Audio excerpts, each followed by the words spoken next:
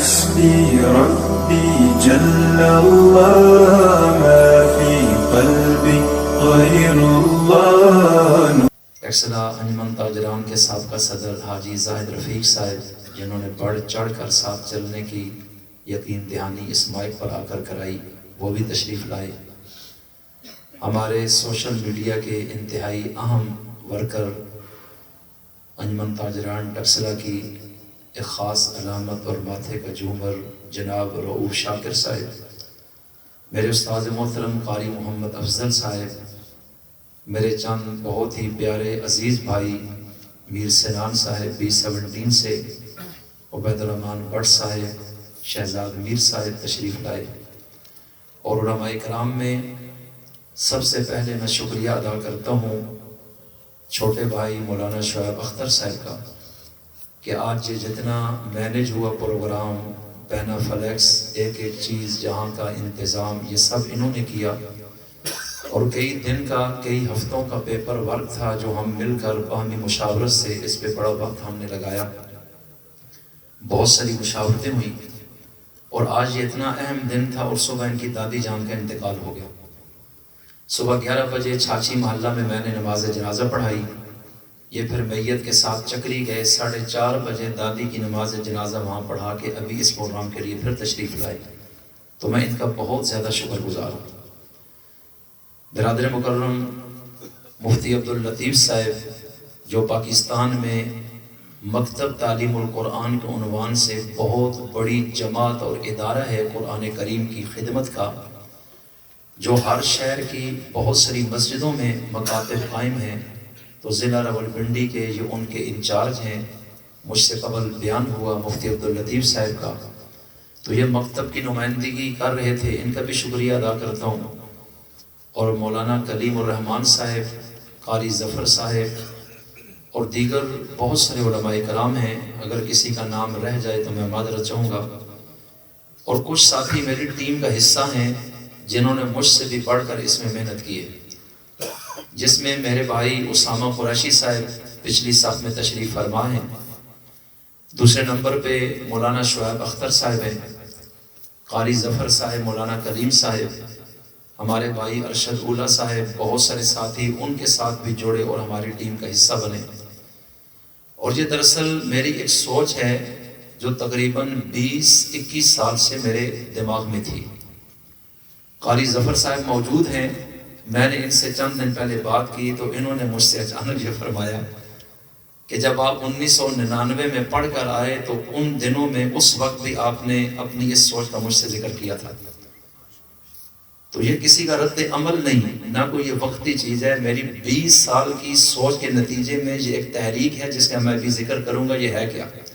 انشاءاللہ آپ کا ضمیر آواز دے گا کہ یہ وقت کی بہت بڑی ضرورت ہے.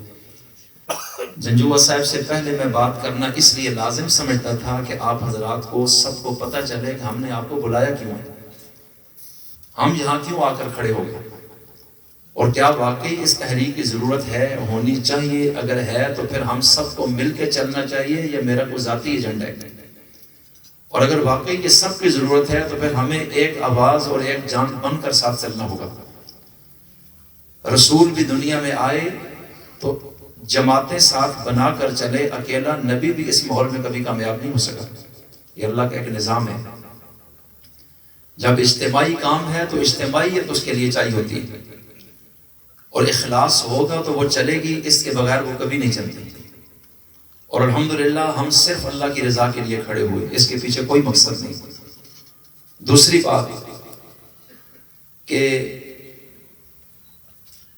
تقریباً یہ مولانا حامد نواز صاحب جو اسٹیٹ سیکرٹری کے فرائض سر انجام دے رہے ہیں، ہمارا بہت پرانا بھائیوں کا تعلق ہے.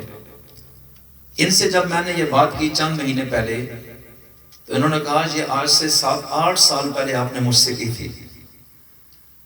برادر مکرم مفتی حیدر علی صاحب سے جب میں نے یہ ذکر کیا تو وہ کہتے ہیں یہ 11 سے 12 سال پہلے آپ نے مجھ سے کی تھی. تو اتنا لیٹ کیوں کیا؟ میں نے کہا حالات بنے نہیں، اور اب حالات اللہ نے بنائے. ہر چیز کا ایک وقت مقرر ہوتا ہے. تو بنیادی طور پر یہ میری ایک فکر تھی، اور اس کا تعلق حضور کی زندگی سے لے کے ہمارے اس دور کے اکابر کی سوچ کے ساتھ جڑا ہوا ہے. کیسے؟ یہ کوئی نیا کام نہیں، ضروری بھی ہے لیکن بہت عرصے سے رک گیا ہے، معطل ہو گیا، جس وجہ سے معاشرہ تباہ ہو گیا۔ میری بات پہ ذرا غور کیجئے گا۔ ہمارا یہ ماننا ہے کہ نبی کریم صلی اللہ علیہ وسلم کو اس دنیا میں اللہ تعالیٰ نے خود بھیجا ایک خاص مقصد کے لیے، اور بھیجا ایک ایسے علاقے میں جن لوگوں میں انسانیت کوئی نہیں تھی۔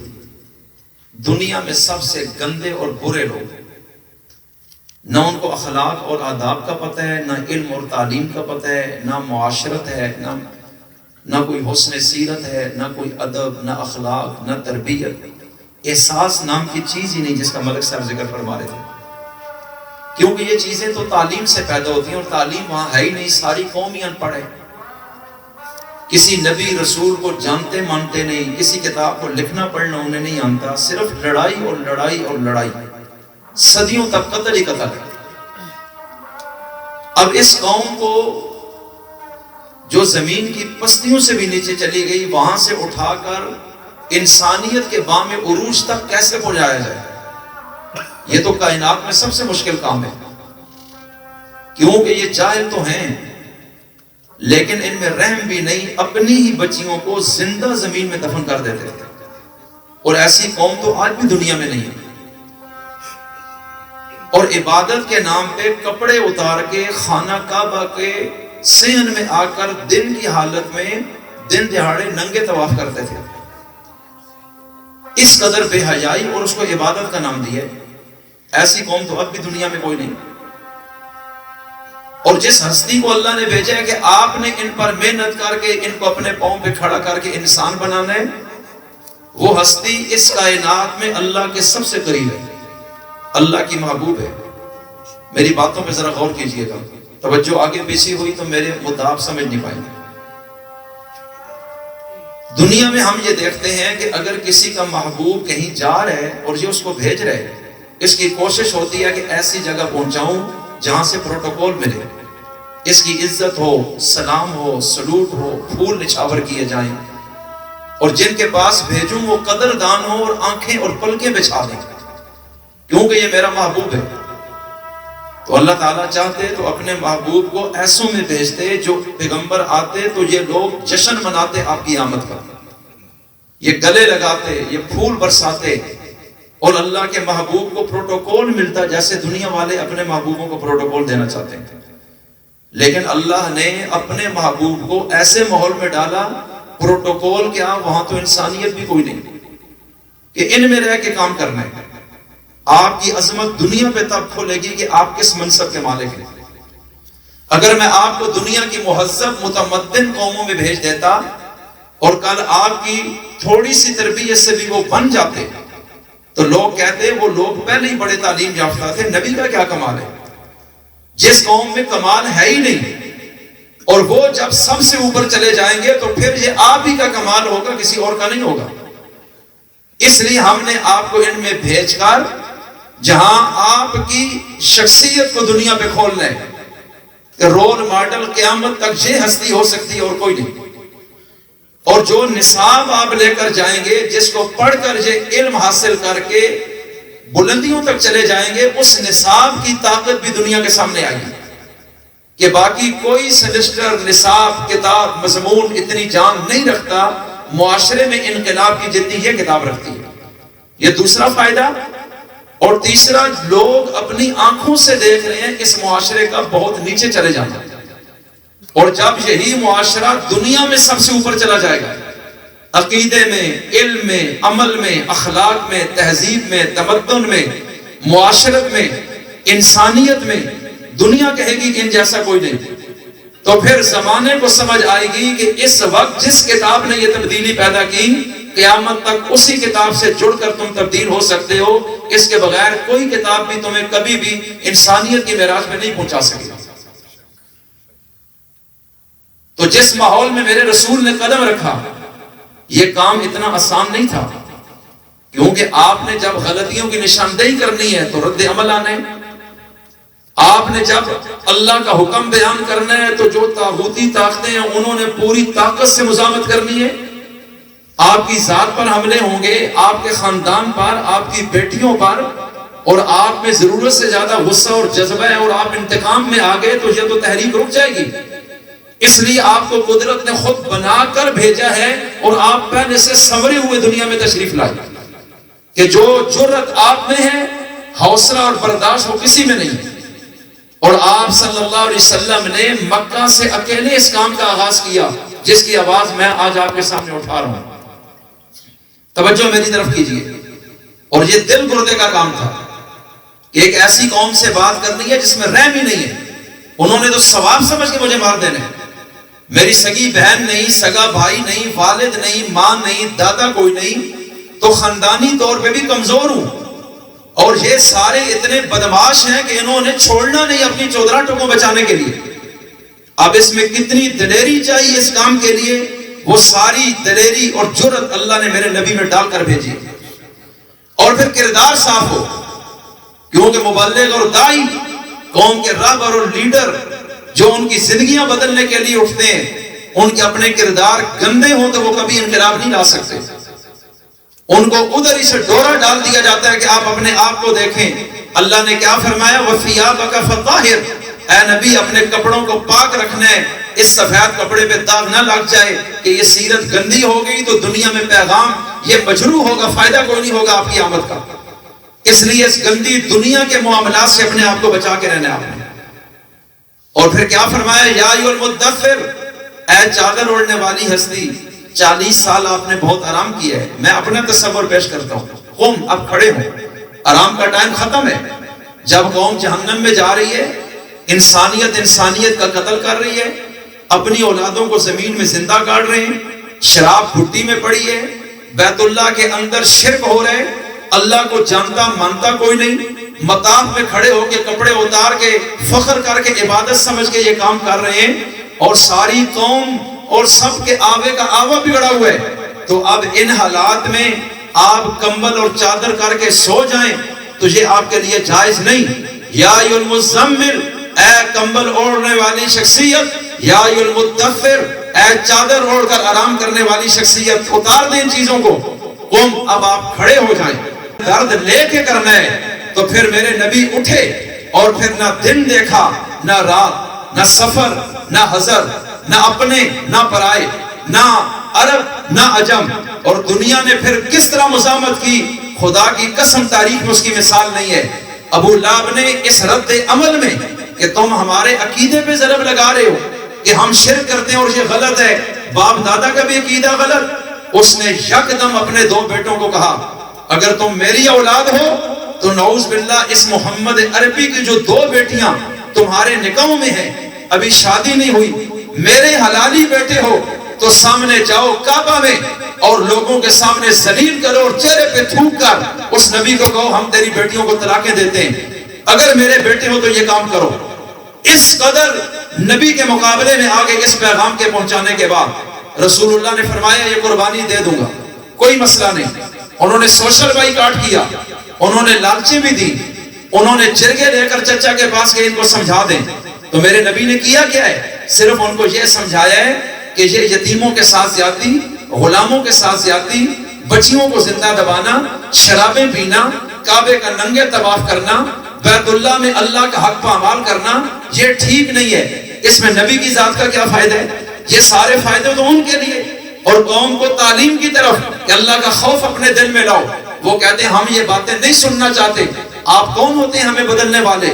لیکن نبی ایسے کھڑے ہوئے، قرآن کریم کہتا ہے، اللہ کے رسول نے اعلان کیا لا اسألکم علیہ اجرا، میں تم سے اس دعوت پر تنخواہ نہیں لے رہا، میں تو صرف اتنا کہتا ہوں الا المودۃ فی القربى، کہ کچھ ہمارا خاندانی تعلق بھی ہے، اتنا لحاظ تو میرا کر لو، اتنا تو بندہ دشمن سے بھی نہیں کرتا جو تم میرے مقابلے میں آگے ہو۔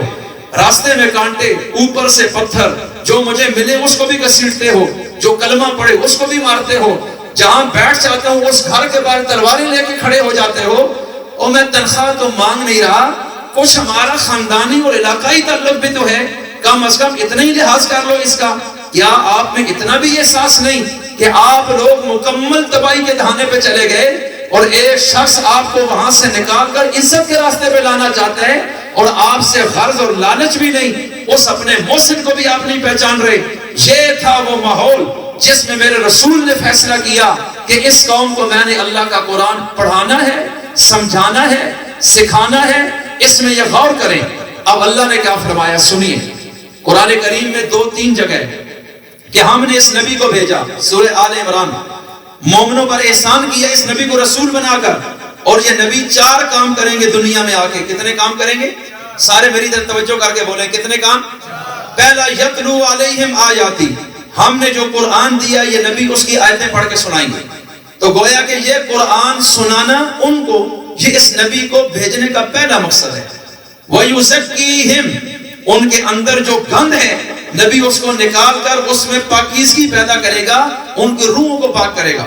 اس میں حب جاہ، حب مال، انانیت، نفسانیت، شہوت، غصہ، غضب، اپنی میں اور شرک، اللہ کی نفرت، ان چیزوں کو نبی نکال دے گا۔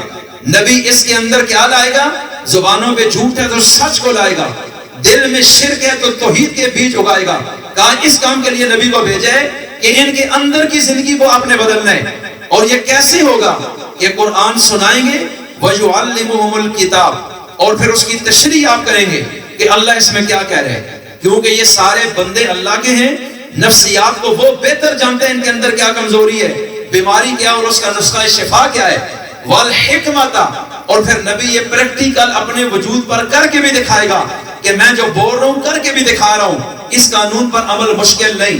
پھر دنیا نے دیکھا اسی ماحول میں جہاں مذمت تھی، پہلے دن سے صفا سے پتھر لگا، اسی ماحول میں اللہ نے کچھ لوگ نبی کی طرف متوجہ کیے، آہستہ آہستہ غریب، غلام، بچے، عورتیں، بوڑھے، کمزور، ضعفاء، پھر آہستہ آہستہ متوسط، پھر مالدار، پھر سردار، پھر دنیا کے بادشاہوں تک پیغام گیا۔ بڑی مذمتوں کے بعد نبی استقامت کا پہاڑ بنے۔ کوئی طوفان میرے رسول کو اس مشن سے جھکا اور دبا نہ سکا، اور دنیا میں اتنا دلیر بچہ ماں نے کبھی نہیں جنا ہے۔ آپ ساری ہسٹری پڑھ لیجئے، اور اس زبان سے کبھی سچ کے سوا کچھ نہیں نکلا، اور اس کردار میں کوئی داغ کبھی نہیں آیا ہے۔ اور آپ پھر اس طرح اٹھے کہ زمانہ آپ کے قدموں میں آتا گیا، پھر قرآن سمجھتے گئے، اور اللہ کہتا ہے اِذَا تُلِيَتْ عَلَيْهِمْ آیَاتُ، کہ جب تلاوت ہوتی تھی، زَادَتْهُمْ ایمانا، جنہوں نے کلمہ پڑھ کے دعوت قبول کی کہ ہم آپ کے ساتھ چلیں گے، ان کا ایمان جوش مارنے لگا، ان کے اندر ایک ہدایت کا جام نکلا، پھوٹا۔ پھر کیا ہوا؟ وَجِلَتْ قُلُوبُهُمْ، اس تلاوت کے سننے سے ان کے دل دہل گئے، ان کے جسم پر رونگٹے کھڑے ہو گئے۔ وَإِذَا سَمِعُوا مَا أُنزِلَ إِلَى الرَّسُولِ تَرَىٰ أَعْيُنَهُمْ تَفِيضُ مِنَ الدَّمْعِ مِمَّا عَرَفُوا مِنَ الْحَقِّ، اللہ کہتا ہے جب حبشہ کے بادشاہ نے قرآن سنا حضرت جعفر طیار کی زبان سے کہ یہ کیا پیغام خدا ہے، تو وہ سارے دربار کے لوگ رونے لگ گئے، حق کو پہچان گئے کہ ہم تو غلط جا رہے ہیں، اصل پیغام تو یہی ہے جس سے ہمیں سیدھا راستہ مل گیا۔ تو اس کتاب نے دلوں کی دنیا کو بدلا، حیا پیدا کیا، انسانیت پیدا کی، خیرخواہی پیدا کی، اور ان کے اندر احترام، ادب اور ماحول پورے کا پورا جو جانوروں سے بھی بدتر تھا ان کو انسانیت کے اعلیٰ مقام پر پہنچا دیا۔ اور پھر جب میرے نبی کا جنازہ اٹھا، اس ماحول میں جہاں کوئی لکھا پڑھا نہیں تھا، ماں سوائے گنتی کے 17 لوگوں کے، لاکھوں کی آبادی میں، آج جب نبی کا جنازہ اٹھا، 1.25 لاکھ لوگ ایک اللہ کے آگے جھک رہے ہیں۔ معاشرے پورے میں شراب بند ہو گئی، سود بند ہو گیا، بچیوں کا زندہ دفن ہونا ختم ہو گیا، کعبے کا ننگے طواف قیامت تک ختم ہو گیا، معاشرے میں قتل و قتال کا خاتمہ ہو گیا۔ اس نئے ماحول میں ایک نئی انسانیت نے جنم لیا، اور اللہ نے کہا یہی ہیں وہ لوگ جن کو میں اپنا نائب کہہ چکا ہوں، اب میں اپنا قانون ان کے ذریعے دنیا میں لے کے جاؤں گا۔ لہٰذا نبی گئے، فرمایا اب تم نے اٹھنا ہے۔ اب میرا آپ سے ایک سوال ہے، میں نے ابھی آپ سے ذکر کیا کہ میرے رسول کو جس قوم میں بھیجا، جس جزیرہ عرب میں، وہ لوگ پڑھے لکھے تھے یا جاہل تھے؟ زور سے بولیں سارے، ان کو کچھ لکھنا پڑھنا آتا تھا؟ نہیں۔ آج جب نبی کا جنازہ اٹھا، 1.25 لاکھ لوگوں میں سے آپ اسی قوم کے کسی فرد کا نام لیں جو کہے میں جیسے پہلے تھا کہ مجھے لکھنا پڑھنا نہیں آتا تھا، قرآن کریم سمجھ نہیں، مجھے اب بھی نہ قرآن آتا ہے نہ اس کی سمجھ آتی ہے، کوئی ایک بندہ بتا دے۔ 1.25 لاکھ انسان قرآن پڑھ بھی سکتے ہیں اور ہر شخص قرآن کریم کو سمجھ بھی رہا ہے۔ یہ تھی وہ قوم جو مسلمان قوم 1.25 لاکھ اٹھی اور دنیا میں آج 2 ارب مسلمان ان کی بنیاد پہ کھڑے، اور ان میں پھر اتفاق پیدا ہوا اس کتاب سے. کوئی ان کو عصبیت، لسانیت، قومیت، رنگ، نسل کے نام پر تفریق نہیں کر سکا. آج ہم منقسم ہیں اس لیے ہم نے قرآن کو چھوڑا. آج ہم پیدائشی مسلمان ہیں، ان کی طرح غیر مسلم سے اسلام میں نہیں آئے، اور ہم اس ملک کے باشندے ہیں جس کے بارے میں کہا جاتا ہے اس سے بڑا دنیا میں اسلامی جذبے والا کوئی ملک نہیں. لیکن میاں یہ بات ماننی ہوگی کہ ہم سے بڑا جاہل بھی کوئی نہیں. کتنے لوگ بیٹھے ہیں معاشرے میں، میں یہاں کی مثال دیتا ہوں، دنیا کے لحاظ سے بڑے پڑھے لکھے نوجوان. میرا فوکس ان طبقات پہ ہے. علماء تو اس لائن کے وارث ہیں، اس لیے میں نے زیادہ علماء کو خود ٹچ نہیں کیا. سارا شہر میرے ساتھ کھڑا ہونے کو تیار ہے. میں نے علماء کو کہا ہم بعد میں وفد لے کر آپ کی طرف آئیں گے، آپ اس چیز کو چھوڑ دیں. مجھے اس نوجوان کی فکر ہے کہ جس کے پاس پی ایچ ڈی، انجینئرنگ کی ڈگریاں، ایم فل، ماسٹر، فلاں فلاں، انگریزی اور دنیا کے بڑے بڑے ڈپلومے اٹھائے ہیں، لیکن قرآن کریم اس کے سامنے رکھیں، کہیں سے کوئی صفحہ نکالیں، کسی ایک لائن پر کہیں انگلی رکھ کے اس کو صحیح پڑھ کے ترجمہ ہی سنا دو اللہ کہتا کیا ہے، اس بیچارے کو کچھ نہیں آتا. آج بازار میں جائیں تاجر بھرے ہوئے ہیں، سارے مسلمان ہیں، ہر ایک کہتے ہیں میں عاشق رسول ہوں، نمازی ہوں، اور ہم کہتے ہیں الحمدللہ وہ مسلمان ہیں. لیکن کیا قرآن کریم کی سمجھ ہے کسی میں؟ کیا یہ صرف مولویوں کے لیے آیا ہے؟ ہمارا کوئی فرض نہیں کہ کل ہر شخص اس کتاب کو سمجھے. جب آپ اس کے قریب نہیں آئیں گے تو آپ کی نسل کیسے آئے گی؟ اپنی نسل کے قاتل بن کر ہم جنت میں کیسے جا سکتے ہیں؟ اس لیے جس طرح نبی نے ایک ایک شخص کو قرآن سے جوڑا اور فہم اس میں پیدا کیا، آج پورے ملک میں آپ دیکھ لیں. میں آپ کو مثال دیتا ہوں، یہ کوئی جذباتی بات نہیں. دیوبند، بریلوی، اہل حدیث، جماعت اسلامی، تمام مسلمانوں کی مسجدیں، آپ کوئی ایک مسجد ٹیکسلا کی اپنی مرضی سے چن لیں. آپ ابھی صبح کی نماز وہاں پڑھیں، آپ ان سے پوچھیں 5 وقت کے جو نمازی ہیں وہ بیٹھ جائیں، باقی 4 اور 3 والے سائڈ پہ ہو جائیں. یہ تو پکے نمازی ہیں، 20-30 سال سے نماز نہیں چھوڑتے. ان سے زیادہ دیندار کون ہوگا؟ لہٰذا آپ قرآن کریم اٹھائیں، اپنی مرضی سے جہاں سے کھولیں، کسی ایک لائن پہ انگل رکھ دیں اپنی مرضی سے، اور ہمیں وہ لائن پڑھ کر کوئی نمازی سنائے اور ترجمہ بتا دے اللہ کیا کہنا چاہتا ہے. ایمان سے بتاؤ وہ سنا سکے گا؟ 40 سال عمر جواب زیرو، 70 سال عمر جواب زیرو. یہ کام کون کرے گا؟ کیا یہ ہماری ذمہ داری نہیں؟ کیا یہ آپ کی ذمہ داری نہیں ہے؟ یہ بات یاد رکھیں. اللہ کہہ رہا ہے قرآن کریم میں کنتم خیر امۃ اخرجت للناس، کہ تم لوگوں میں سب سے بہترین امت تم ہو. کیوں؟ اخرجت للناس، لوگوں کے فائدے کے لیے تم نکالے گئے. نکالا گیا ہے اس امت کو لوگوں کے فائدے کے لیے. اپنا فائدہ تو ہر بندہ سوچتا ہے. علم میرے پاس ہے، دوسرے کے پاس پہنچے، اللہ کا خوف اس میں آئے، علماء کی محبت آئے، اولاد کی محبت آئے، اڑوس پڑوس کے حقوق آئے، بڑے کا ادب، چھوٹے کا خیال، شفقت. لیکن آپ کے سامنے بہنوں کا حق وراثت میں بھائی کھا کے بیٹھے ہیں، خاوند بیوی کا حق مار کھا کے بیٹھا ہوا ہے، اور یتیموں کی زمینیں لوگوں نے پٹوار خانوں میں تو نمبریاں کر کے قابو کی ہوئی ہیں، ساری عدالتیں بھری ہوئی ہیں، اور آپ کے سامنے قاتل کے ساتھ بھی وکیل کھڑا ہے اور مقتول کے ساتھ بھی کھڑا ہے، ڈاکو کے ساتھ بھی اور مظلوم کے ساتھ بھی کھڑا ہے، اور عدالتوں میں مدعی اور مدعا ساری مسلمان ایک دوسرے کے گلے. ایک تو غلط ہوگا، دوسرا اگر ٹھیک ہوگا تو یہ کیا ہے؟ ایسے تو مولانا عبید اللہ نے فرمایا پہلے تو کافر اور غیر مسلم کی تقسیم باہر تھی، اب تو ہمارے اندر پیدا ہو چکی ہے. اس لیے بھائیو ہم یہ چاہتے ہیں کہ پورا ملک اور پوری دنیا کے مسلمانوں کو اس قرآن سے دوبارہ جوڑا جائے فہم کے تعلق کے ساتھ. آپ کیا سمجھتے ہیں اس کام کی ضرورت ہے یا نہیں ہے؟ جو سمجھتے ہیں یہ کام ہونا چاہیے وہ ہاتھ کھڑا کریں. جزاکم اللہ. میری آواز ہے جو اللہ نے میرے دل میں ڈالی. اور اگلی بات حضرت معذرت سے میں جان بوجھ کے آپ سے پہلے بات کرنا چاہ رہا تھا کہ ان کو سمجھ آ جائے، اس کے بعد انشاءاللہ میرے بھائی ہیں افضل جنجوہ صاحب اور میری مشکل کے ساتھی ہیں، اللہ تعالیٰ ان کی عمر دراز فرمائے. ان کے بیٹا ان کا بیٹا عالم دین ہے، قرآن پاک کا حافظ ہے، الحمدللہ دیندار گھرانے ہے. والد صاحب ان کے ماشاءاللہ 5 وقت کے نمازی اور دین سے پورا شغف ہے.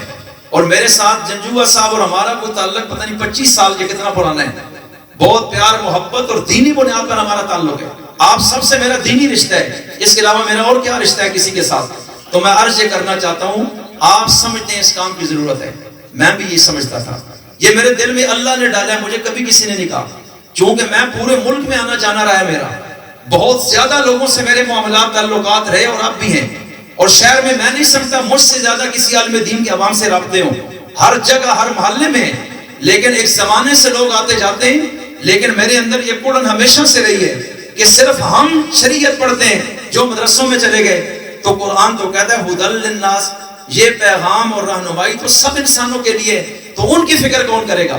ایک طبقہ تو وہ تھا جن کو طلب تھی، وہ دینی مدرسوں میں گئے 8 سال لگا کے سیکھ کے۔ ایک طبقہ وہ تھا جس کو تبلیغی جماعت نے وصول کیا، مہینہ 10 دن 4 مہینے سال انہوں نے لگا کے اپنے لیے سیکھا اور واپس آ کے دوسروں کی فکر پیدا ہوئی، لیکن وہ ایک محدود دائرے میں 6 نمبر دیے کہ فضائل بیان کرو اور خود سنتیں سیکھو، لیکن قرآن کریم سمجھنا، اس تک پہنچنا، یہ ان کے نصاب میں نہیں، کہ اس لیے کہ ایک حد تک انہوں نے پہنچایا ہے، اب آگے طلب پیدا ہو تو خود چلنا، لیکن اگلا تو پلیٹ فارم ہے ہی کوئی نہیں ہے، اس کی فکر کون کرے گا؟ پھر مسٹر اور ملا کے درمیان بہت تفریق ہو گئی کہ جو سکولوں کالجوں میں پڑھے ان بیچاروں نے یہ نہیں پڑھا، اور ہم نے یہ پڑھا وہ کوئی نہیں پڑھا، اور کل وہ کلیدی عہدوں پہ بیٹھتے ہیں، ان کی سوچ اور ہے کہ ان کے اندر دین نہیں، شریعت نہیں، قرآن نہیں، تو پھر کیا ہے؟ پھر اس ملک میں دن بدن اسلامی نظام کی آواز تو ہے، آگے اس میں جان کوئی نہیں، کیونکہ جو لوگ وہاں جا رہے ہیں ان کو ہم نے کبھی چھیڑا نہیں کہ ان کو ہم سمجھائیں، اور انہوں نے کبھی ہمیں ٹچ نہیں کیا، ان کے پاس وقت کوئی نہیں۔ تو ایک طبقہ اور بھی ہے، جیسے تاجران ہیں، صحافی ہیں، وکیل ہیں، ڈاکٹر ہیں، پروفیسر ہیں، اسٹوڈنٹ ہیں، دیگر معاشرے کے طبقات جن پہ گھریلو ذمہ داری ہیں اور ان کے پاس وقت نہیں کہ وہ تبلیغی جماعت کو بھی 3 دن دے سکیں، اور ہم بھی یہ نہیں کہتے کہ تم آ کے ہمارے پاس روز کلاس اٹینڈ کرو، اس لیے کہ وقت نہیں، تو پھر کیا راستہ اختیار کیا جائے کہ ان تک پیغام بھی پہنچے اور وہ وہاں اپنی دکان دفتر میں بیٹھ کر قرآن کریم سیکھ رہا ہو؟ تو آج یہ جدید ذرائع ابلاغ سوشل میڈیا ہے، یہ واٹس ایپ ہر شخص کے ہاتھ میں اٹھایا ہوا ہے، تو میں نے یہ سوچا ہے کہ میں اس کام کا بیڑا سب سے پہلے فی سبیل اللہ اٹھاؤں گا۔ اس کے ساتھ میری ایک ٹیم ہے، اور ہم ابتدا میں چند لوگوں کو جن سے ہم نے یہ بات کی، 200 نوجوان یہ کچھ ہفتوں میں میرے ساتھ کھڑا ہو گیا۔ میرا زیادہ فوکس تعلیم یافتہ دنیا کے لحاظ سے طبقہ تھا کہ ہمیں وہ لوگ وقتی چاہیے، ہم اس کو لے کے پھر آگے چلنا چاہتے ہیں اور پورے ملک میں تحریک کی طرح اس کو لے جائیں گے، اور علماء تو ہر جگہ کے ساتھ کھڑے ہونے کو تیار ہیں، لیکن ہم یہ کام اس طبقے میں کرنا چاہتے ہیں جس کا میں ذکر کر چکا ہوں۔ ہر ایک میں نبی کی محبت ہے، اللہ کی عظمت ہے، لیکن آگے راستہ اور سمجھ نہیں ہے، اور وہ قرآن کریم کے بغیر نہیں آئے گی۔ رسول اللہ نے یہی پڑھایا، اب ان کی زندگیاں بدل گئی۔ ایک بات عرض کر کے پھر بات کو ختم کرنا چاہوں گا۔ نبی کریم صلی اللہ علیہ وسلم نے ایک مہمان آیا، آپ نے فرمایا اس کو کون کھانا کھلائے گا؟ گھر میں تو غربت تھی، ایک صحابی نے کہا میں لے جاتا ہوں، یہ میرے مہمان ہوں گے، رات کو صبح ہم آ جائیں گے۔ اب ان کو بھی نہیں پتا تھا گھر میں کھانا ہے یا کوئی نہیں، اور انہوں نے اپنے گھر پیغام بھیجا، اپنی بیوی سے پوچھا کچھ ہے؟ انہوں نے کہا جی ایک بندے کا کھانا ہے اور وہ بھی بچے بھوکے ہیں تو ان کو بھی کھلانا ہے۔ انہوں نے کہا کہ آج قربانی دینی ہے، بچوں کو بہلا پھسلا کر سلا دو۔ یہ وہ انسانیت کا عنصر ہے میں جس کا ذکر کرنا چاہتا ہوں، یہ پہلے نہیں تھا، یہ بعد میں آیا اس کتاب کے ساتھ جوڑ کے۔ اب وہ صحابی ان کو کہتے ہیں بچوں کو ورگلا کے سلا دو، وہ روز ہی کھاتے رہتے ہیں، نہیں تو کل پرسوں آ جائے گا، یہ رسول اللہ کا مہمان ہے، بھوکا ہے، کھانے اس کو دینا ہے۔ تو اس نے کہا بچوں کا کیا بنے گا؟ کہا بس ماں ہے نا، کچھ دراسا دے دو۔ انہوں نے ہانڈی اوپر رکھی، نیچے آ گئے، وہ بول رہی ہانڈی، بچوں کو آسرا ہو رہا ہے، کچھ دیر بعد بچے سو گئے۔ اب وہ صحابی گھر میں آتا ہے اور کھانا تیار ہو گیا آتا ہے، کھانا ایک بندے کا ہے۔ صحابی نے سوچا اگر میں ساتھ نہ کھاؤں تو مہمان نے تو کھانا کوئی نہیں، کہ آپ نہیں کھاتے تو میں کیسے کھا سکتا ہوں؟ دور بڑے احترام کا بھی تھا اس حوالے سے، اور اگر میں کھاتا ہوں تو مہمان تو آدھا کھائے گا تو آدھا تو بھوکا رہ جائے گا، اور اس کو بتا بھی نہیں سکتے کہ اور کھانا گھر میں نہیں اور ہم بھوکے ہیں۔ اب وہ کھانا جب آیا رکھا گیا، چراغ جلا ہوا ہے، صحابی چراغ کو ٹھیک کرنے کے بہانے چراغ کو بجھا دیتے ہیں۔ اب وہ کہتا ہے وہ چراغ بجھ گیا، اس کو درست کرتا ہوں، آپ کھانا شروع کریں۔ مقصد تھا اندھیرا ہو جائے یہ روٹی شروع کریں۔ اب وہ کہتے ہیں جی ہو تو نہیں رہا، ٹھیک کر رہا ہوں، پتہ نہیں کیا ہو گیا ہے، چلو آپ بسم اللہ کریں۔ وہ کہتے ہیں جی آپ بھی شروع کریں۔ کہا چلو جی بسم اللہ۔ اب اندھیرے میں وہ بسم اللہ کرتا ہے، وہ کھا رہے اور وہ سمجھتا ہے صحابی بھی کھا رہا ہے، صحابی تو کھا نہیں رہا، وہ تو ویسے ہی اس کے ساتھ گپوں میں لگے ہوئے ہیں، اور یہ معاملہ اندھیرے میں ہو گیا، کسی کو نہیں پتا، صرف اس شخص کو پتا ہے جس نے یہ کام کیا ہے، یا اس کی بیوی کو پتا ہے اور اللہ کو پتا ہے۔ اور صحابی نے اپنی اس نیکی کا ڈنڈورا بھی نہیں پیٹا. رات کو مہمان سو گیا, صبح جب نماز میں آئے رسول اللہ نے سلام پھیرا نماز کا, تو حضرت جبریل علیہ السلام قرآن کریم لے کر آئے. یؤثرون علی انفسہم ولو کان بہم خصاصہ, آگے آتا ہے ومن یوق شح نفسی, کہ اے نبی آپ کو مبارک ہو, آپ کی اس تربیت کے نتیجے میں ایسے کمال کے لوگ تیار ہو گئے ہیں. جس طرح اللہ چاہتا تھا اس طرح کے لوگوں سے اللہ کام لینا چاہتا ہے, جو اپنی ذات کے دائرے سے نکل کے دوسروں کے لیے قربانی سیکھیں. کہا کہ اب آپ کامیاب ہو گئے, اولئک هم المفلحون, کامیابی مل چکی ہے, منزل حاصل ہو گئی ہے. اور کہا کہ انہوں نے اپنی حاجت کے باوجود دوسروں کو اپنے اوپر ترجیح دی اور اپنے آپ کو بخل سے بچا لیا ہے. اور اللہ بتا رہے اولئک هم المفلحون, کہ یہ لوگ اب ہمیشہ کے لیے کامیابی کی طرف چل پڑے اور کامیاب ہو چکے ہیں. تو یہ اندھیرے کی بات علام الغیوب نے وحی کے ذریعے صحابہ کے مجمع میں اتار دی. تو میں عرض کیا کرنا چاہتا ہوں, آج ہمارے اندر کتنا احساس ہے, یہ ہر بندہ ذرا اپنے گریبان میں اپنا سوچے, دوسرے کو چھوڑ دے. خدا خوفی کتنی ہے, اڑوس پڑوس کا کتنا خیال ہے, چھوٹوں کا بڑوں کا, یہ مرا ہوا معاشرہ ہے. اور اللہ کہتا ہے من احیاہا فکأنما احیا الناس جميعا, جس نے ایک انسان کی زندگی بچائی, انسان کی, صرف مسلمان کی بات نہیں کر رہا, احیاء انسانیت نام میں نے اس آیت سے اٹھایا ہے, توجہ کیجیے. جس نے ایک انسان کی جان بچائی اس نے تمام انسانوں کی جان بچائی. جہنم میں جا رہے ہیں, فکر کون کرے گا؟ آج لوگ اپنے والدین کے نافرمان ہیں, ماں باپ بوڑھے ہمارے پاس آتے ہیں. چند دن پہلے ایک عورت آئی, بریسر گاؤں ہے ادھر, رات کو میرا وہاں بیان بھی تھا. وہ بیچاری چند دن پہلے اس نے کہا میرا نوجوان لڑکا, وہ پہلے آ کے مجھے بھی ملا ایک دفعہ, اتنی لمبی داڑھی. اس نے کہا کل اس نے میرے گریبان پکڑ کے میرے چہرے پہ تھپڑ مارے. میں نے کہا آج وہ آتا تو اس کو میں آپ کے سامنے جوتیاں مارتا, اور اس کو کہا میرے سامنے کبھی بھی نہ آئے. میں نے کہا اتنی لمبی داڑھی, کہتے ہیں بس کیا کہوں. تو یہ کچھ تو ہو رہا ہے معاشرے میں, اور ہم کہتے ہیں ہم مسلمان ہیں. ڈنمارک میں حضور کی توہین ہوئی اور سب سے بڑا جلوس پاکستان میں نکلا, لوگ کہتے ہیں یہ مسلمان سب سے ٹاپ ہے, اور اس بیچارے کو قرآن بھی نہیں آتا. حالات آپ کے سامنے میں نے رکھ دیے ہیں.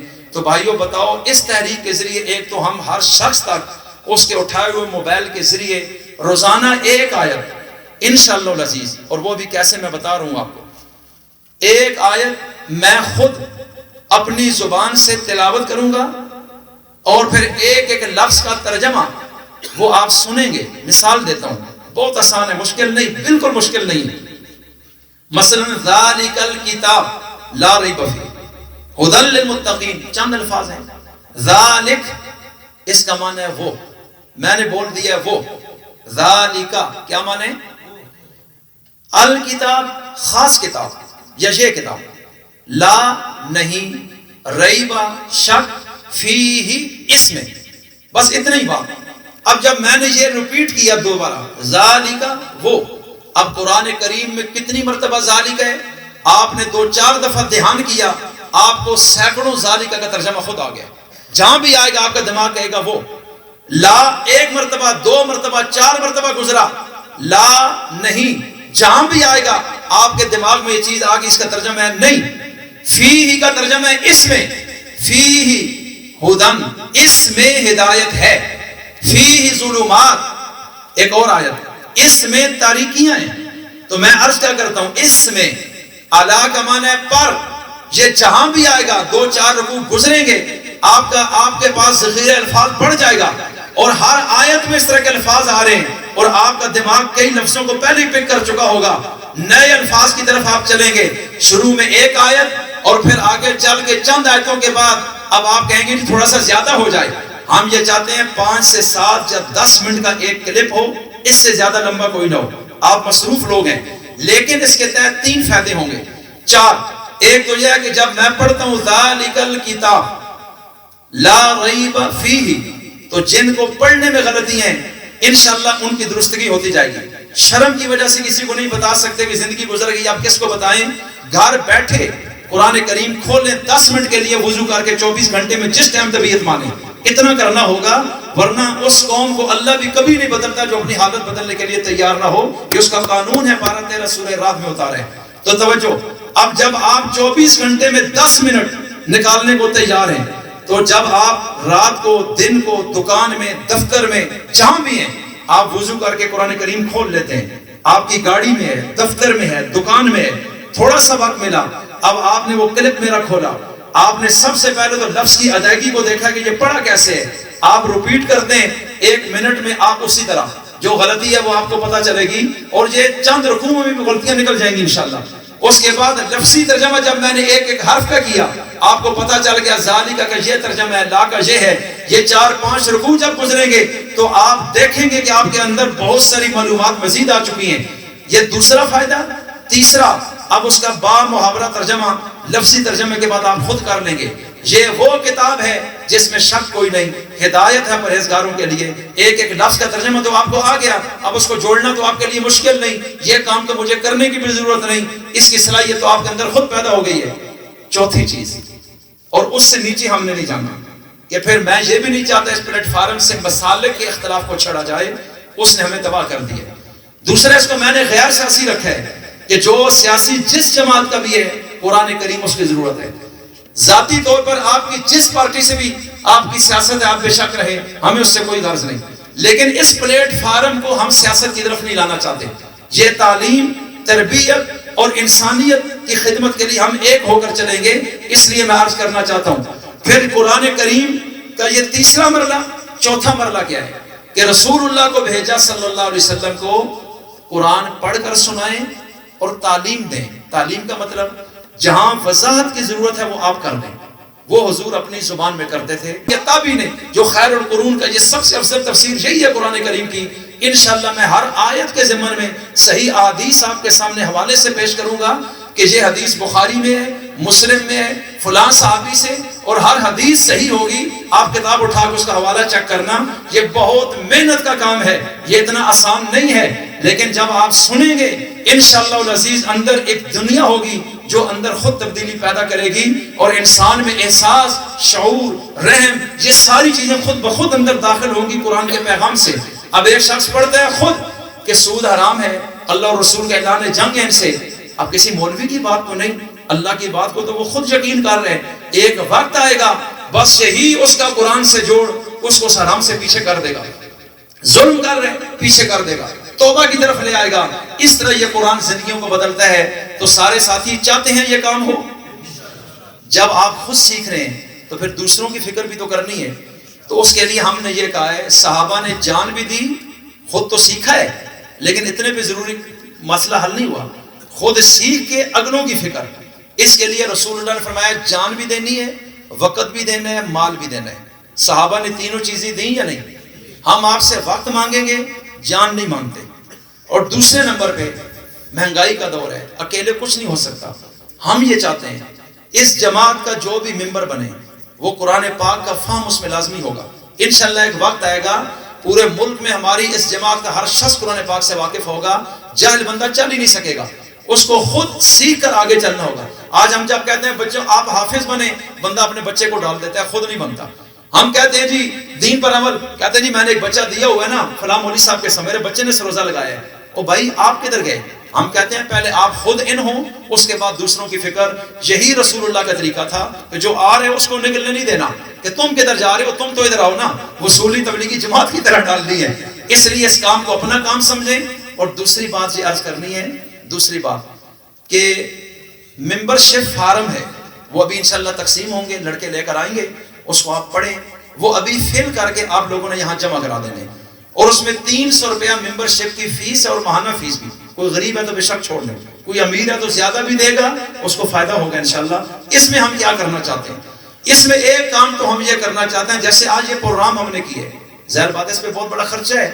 میر فاروق صاحب میرے بھائی ہیں، میں ابھی عرض کر دوں، یہ حال انہوں نے اپنی طرف سے دیا، یہ ٹینٹ انہوں نے اپنی طرف سے کیا، بلکہ انہوں نے مجھے کہا ہے کہ ہم آپ کے ساتھ اس مسئلے میں تا حیات ہیں، یہ شادی ہار، ریڈ روز، میری فیکٹری پوری زندگی کے لیے، ہر پروگرام کے لیے وقف ہے آپ کے لیے۔ بڑے لوگ ایسے اللہ نے کھڑے کیے۔ ایک بھائی ملک عوائز صاحب ہیں، مجھے کہتے ہیں آپ ہمارے ذمہ اور ڈیوٹیاں لگائیں، اور کیا چاہیے؟ میں نے کہا اور کچھ نہیں چاہیے، پہلے آپ آ جائیں۔ کئی ساتھی ایسے موجود ہیں، تو ہمیں کسی سے ایسی کوئی ڈیمانڈ نہیں، ہم یہ چاہتے ہیں کہ 300 روپیہ دن کا 10 روپیہ، بچہ بھی 50 روپیہ کھا جاتا ہے، آپ الگ کر لیں۔ مہینے کا 300 روپیہ ہمارے مولانا شعیب صاحب یہ اس تحریک کے آفیشیل نمبر سے آپ سے رابطہ، ہمارے واٹس ایپ گروپ میں تمام ممبر ایڈ ہوں گے، جو میسج آئے گا سب تک جائے گا۔ آگے ہر بندہ اگلے بندوں کو تیار کرے، یہ سینکڑوں سے ہزاروں جیسے اصحاب رسول، تاکہ یہ پیغام مردوں سے چل کے ہم عورتوں کی طرف بھی جائیں گے، اور اس میں بھی ہمارے پاس بڑے ماہرین عورتیں موجود ہیں، ہمارے اپنے گھروں کی ہیں، کوئی ایسا مشکل نہیں۔ انشاءاللہ اس چیز کو ہم آگے لے کے جانا چاہتے ہیں، اللہ تعالی ہماری مدد فرمائے۔ 300 روپیہ ممبرشپ فیس، یہ ایک عام سی چیز ہے، اگر زیادہ بھی کوئی دے سکتے ہیں تو ویلکم، اگر کسی کے پاس اس سے کم گنجائش ہے کچھ نہ کچھ مالی حصہ ڈالے، کیونکہ اللہ کے نبی نے ہر صحابی کو موقع دیا۔ حضرت علی نے ساری رات کھجوریں یہودیوں کی زمینوں کو پانی لگا کر جو اجرت ملی وہ رسول اللہ کو غزوہ تبوک میں جمع کرائی۔ جب نبی نے پوچھا دو اللہ کے لیے کچھ، وہ کہہ سکتے تھے میرے پاس کچھ نہیں، لیکن صحابہ نے یہ بات کبھی نہیں کی کہ نبی کہے دین کے لیے اور ہم کہیں کچھ نہیں، پھر ایسا مسلمان مناسب نہیں۔ تو وہ اٹھ کے گئے اور وہاں ساری رات یہودی کی زمین کو باغات میں پانی لگایا، اس سے اجرت طے کی، اگر پوری رات تیرے باغ کو پانی لگاؤں تو پیسے، اس نے کہا اتنی کلو کھجورے کا، ٹھیک ہے، رسول اللہ کو نہیں بتایا۔ اور صبح جب نماز کا وقت ہوا، حضرت علی یہ کھجورے لے کے گئے، غزوہ تبوک میں میری طرف سے آپ یہ شامل کریں، اور اپنی جان بھی پیش کر رہے ہیں، اپنے بچوں کو بھی ساتھ کھڑا کر رہے ہیں، تو سارے ساتھی اس جذبے کے ساتھ تیار ہیں انشاءاللہ۔ ابھی ممبرشپ فارم آئے گا، چونکہ یہ باتیں بتانا ضروری تھی تو میں چاہ رہا ہوں ابھی اس کو آپ دیکھیں، ہر شخص اپنی اولاد کو بھی آگے بتائے اور وہ ہم سے رابطہ کرے اس نمبر پہ مولانا شعیب صاحب سے۔ بعد میں ہم انشاءاللہ اس میں باقاعدہ بندے رکھیں گے، اسی پیسے کے ساتھ آگے چلیں گے۔ ہم سالانہ ایسی 2-4 کانفرنسیں جس میں ملکی سطح کے جید علماء، چاہے وہ دیوبند کے ہوں، اہل حدیث، بریلوی، جو معتدل علماء ہیں، ہم ان کو لا کر پوری قوم کے سامنے کھڑا کرنا چاہتے ہیں، تاکہ یہ مسلمان ایک جھنڈے کے نیچے مشترکات میں جمع ہوں، اپنے عقیدے پہ کھڑا رہ کے۔ حضرت شیخ ہلند محمود رسن 74 سال کی عمر میں مالٹا کے جزیرے سے جب نکل کے آئے، انہوں نے اس وقت ہندوستان کو علماء کو بٹھا کر ایک بات کی کہ میں نے 2 باتوں پہ غور کیا کہ مسلمان کیوں دنیا میں کمزور ہو گئے، تو میں 2 باتوں نتیجے پہ پہنچا، ایک قرآن سے دوری، دوسرا آپس میں اختلاف۔ تو میں چاہتا ہوں باقی زندگی لوگوں کو قرآن سے جوڑنے پہ گزاریں آپ سارے، اور آپس کے اختلافات کو حتی الامکان مٹا دیں، انشاءاللہ دنیا میں ایک طاقت بن جائیں گے۔ اللہ سمجھ اور عمل کی توفیق عطا فرمائے۔ اب میں آپ کے سامنے خطاب کی دعوت دیتا ہوں برادر مکرم حضرت مولانا شعیب صاحب کو کہ وہ آ کر چند منٹ گفتگو فرمائیں گے۔ ان کی دادی جان کا انتقال ہوا، ابھی تدفین ہوئی چکری میں، تو ان کے لیے آخر میں انشاءاللہ ہم اصحال ثواب کے لیے سورہ فاتحہ اور اخلاص بھی پڑھیں گے، دعا بھی کریں گے۔ نیک مجمع ہے، نیک نیت سے آئے، اور جب آپ حضرات فارغ ہوں گے تو پھر ساتھ ہی کھانے کا اہتمام ہے، کھانا کھائے بغیر کوئی ساتھی نہ جائے۔ اور اپنے واٹس ایپ نمبر آپ لوگوں نے اس میں لکھنے ہیں کہ جس میں ہمارا میسج چند دن میں آپ کو پہنچ سکے۔ ہر مہینے ہم ایک پمفلٹ لکھیں گے اس تحریک شعبہ نشر و اشاعت کی طرف سے اصلاح معاشرہ کا، جو ہزاروں کی تعداد میں ہم مفت تقسیم کریں گے، اور آپ ہی لوگوں کے ہاتھوں سے وہ تقسیم ہوگا کہ آپ ہمارے ممبر ہیں۔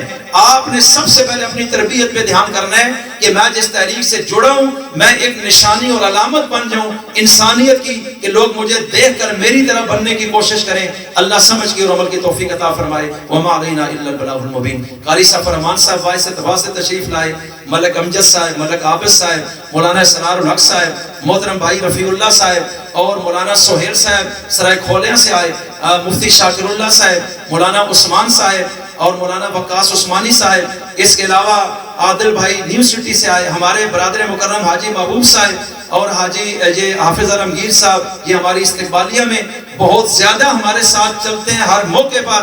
اللہ ان کی زندگیوں کو قبول فرمائے، اور جو وقت نکال کر آئے اللہ ان کو بھی اپنی شان کے مطابق جزائے خیر عطا فرمائے۔ وما علینا الا البلاغ۔